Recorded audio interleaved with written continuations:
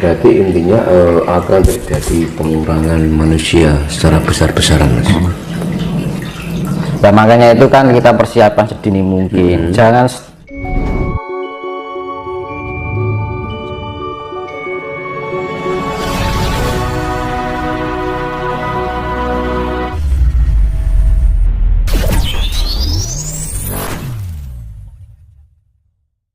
dan kemungkinan untuk Nusantara negara kita ini akan terjadi kemarau yang sangat panjang.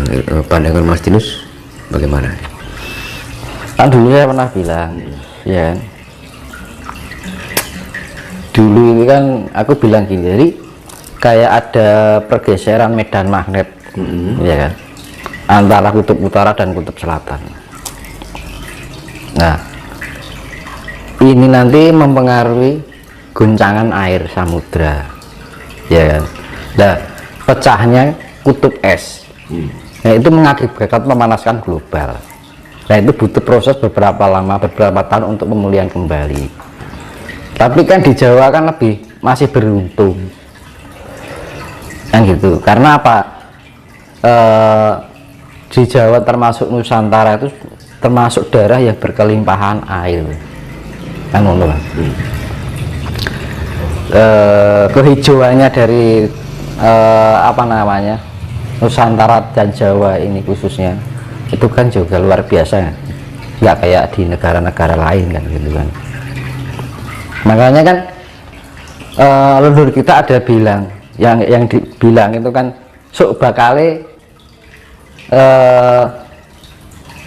Cina Londo kari sak judu, Jawa kari separo kan gitu. Ya itu diambil, yaitu tadi ibaratnya separuh itu kan 50%. 50% itu tergolong adalah Asia Tenggara. Nah, sak judu itu dalam arti 2%. Cina Londo dari sak judu itu 2%. Jadi kumulatif dunia 5% kan gitu. Makanya kan di dalam Baratayuda Jaya Binangun antara Kurawa dan Pandawa 5, Kurawa 100, perbandingannya adalah 5 banding 100 kan gitu. Jadi ya ibaratnya 100 ya dari 5 gitu aja, 5% dari 100. Berarti intinya akan terjadi pengurangan manusia secara besar-besaran, Mas. Nah, makanya itu kan kita persiapan sedini mungkin. Jangan terlalu berlarut-larut tergiur dalam kesenangan duniawi. Yang kesenangan duniawi memang mengenakan, ya kan.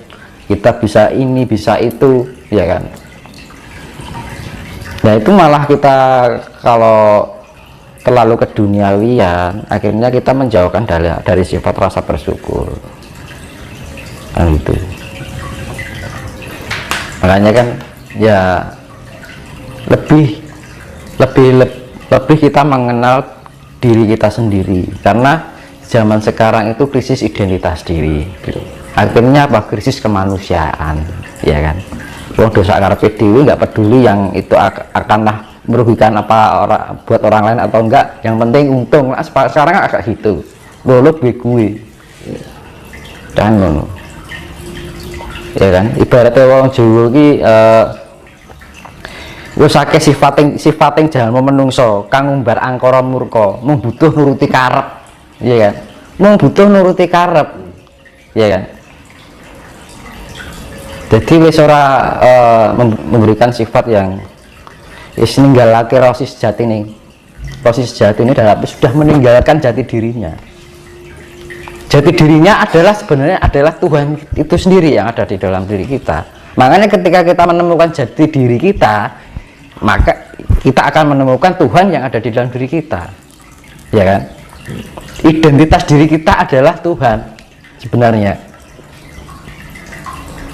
Makanya kan di dalam sesi jenel yo engson kang jumeneng ana, ya Gusti engkang jumeneng ana ning jiwa ragaku. Makanya diarani orang Jawa bilang manunggaling kawula lan Gusti. Itu sebenarnya itu Tuhan itu ada di dalam diri kita kan. tapi kita rasakan keberadaan Tuhan. Nah, gitu. Dengan cara apa? Kita mengenal jati diri kita sendiri, bahwa jati diri kita sendiri adalah sifat Tuhan. Tapi sekarang orang sudah tidak mengenal jati dirinya. Karena apa? Sudah terbelenggu oleh kenikmatan dunia, ya kan? Makanya usake sifat yang jamu kan si seneng ngumbar angkara murka, padha ninggalake rasa sejatine kan ngono. Mung butuh nuruti karep. Kalau orang Jawa bilang kayak gitu. Hanya butuh untuk mengumbar karsa itu. Akhirnya apa? Karsa itu mendunia, ya kan? Dan Jawa ini sebenarnya menuntut untuk mengenal jati diri. Karena apa? Bangsa ini terlalu larut lama ketergantungan dengan negara lain, ya kan? Alat transportasi impor, ya kan? Alat komunikasi impor, ajaran impor, apa yang nggak diimpor kan gitu loh. Tapi keberadaan kekayaan yang dimiliki oleh Jawa sendiri nggak hanya ajarannya, alamnya, ajarannya itu juga murni kan gitu. Sekarang gini lah, obat-obatan ya, obat-obatan, ya kan? Jawa itu loh, ataupun Nusantara ini penuh dengan berbagai jenis tanaman herbal yang mengandung obat-obatan. Nah, tapi kenapa nggak digunakan? Kalau misalkan negara ini kita para petinggi negara memanfaatkan tabib-tabib untuk dikumpulkan menjadi suatu membuat ramuan-ramuan segala penyakit yang ada di dunia ini, seharusnya bisa. Tapi apa? Zaman sekarang sudah ketergantungan dengan bahan kimia.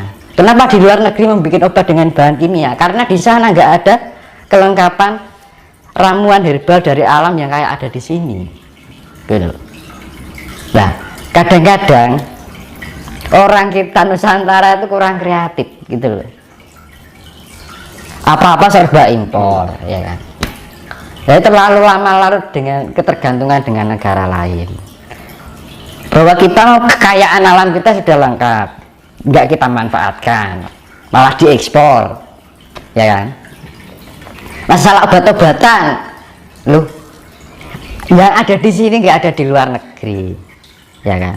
Tapi orang sekarang mengimpor dari jamu obat-obatan kimia dari negeri lain, contohnya vaksin, tapi racun kan gitu kan. Sebenarnya nggak usah itu pakai kemampuan tradisional herbal di Nusantara ini, kalau mau ya banyak gitu loh.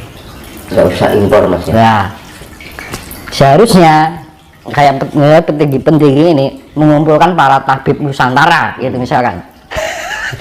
Para tabib-tabib dari Kalimantan, Jawa, Bali, Lombok, Sumatera, jadikan satu. Tabib-tabib ini, negara kita terbebas dari virus kebal semua, ya kan? Orang luar negeri bikin virus apapun lepas, ya nggak mempan. Tapi kenapa nggak dimanfaatkan? Karena apa?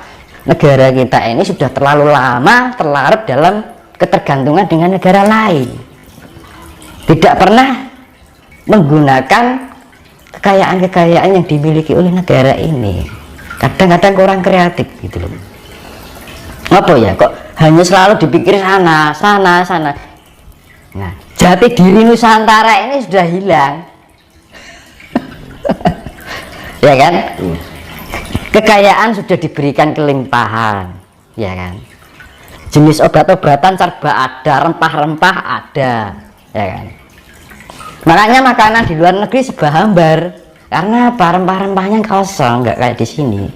Kalau di sini kan makanan gurih kan gitu kan, renyah, ya kan? Ada rasanya gitu.